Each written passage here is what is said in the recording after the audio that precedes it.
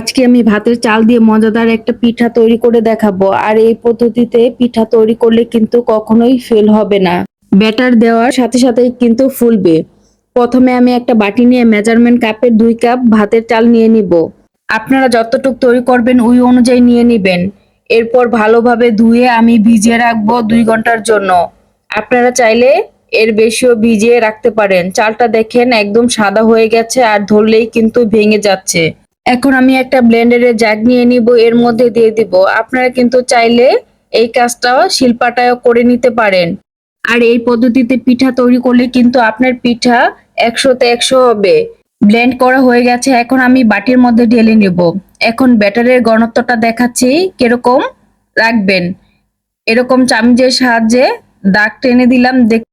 দাগটা কিন্তু মিশছে না, এরকম হলেই কিন্তু বুঝে নিবেন আপনার ব্যাটারটা ঠিক আছে।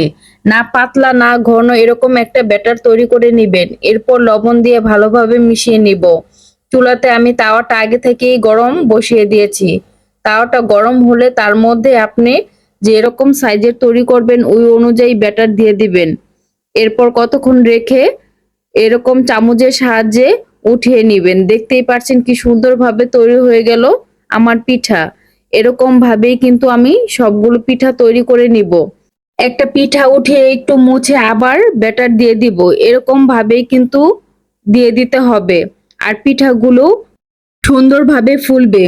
আপনি কিন্তু চাইলে এরকম ভাবে তৈরি করে দুধ চিতই পিঠাও তৈরি করতে পারেন। অনেক সময় কিন্তু অনেকে চিতই পিঠা বানাতে পারে না বা হতে চায় না। এই পদ্ধতি ফলো করে কিন্তু তারাও একবারই সুন্দর পারফেক্ট পিঠা তৈরি করতে পারবে। আর সবগুলো পিঠা কিন্তু একই সাইজের হবে, ফুলকো ফুলকো। আমি তো এই পদ্ধতিতে যতবারই তৈরি করি ততবারই সুন্দর পিঠা হয়। আর দেখতেও কিন্তু মাশাআল্লাহ অনেক বেশি সুন্দর লাগে।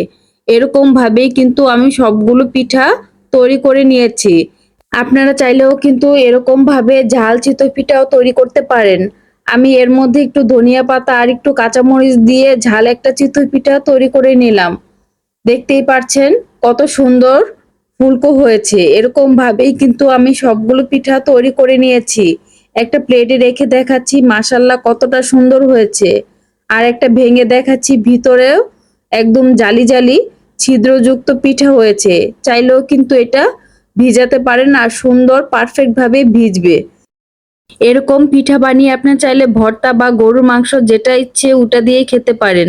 আমার কাছে তো চিতই পিঠা ভর্তা দিয়েই খেতে বেশি মজা লাগে। পিঠাগুলো অনেক সফট হয়েছে দেখেই কিন্তু বোঝা যাচ্ছে। আর আমার রেসিপি যদি আপনাদের ভালো লাগে লাইক কমেন্ট শেয়ার করতে ভুলবেন না।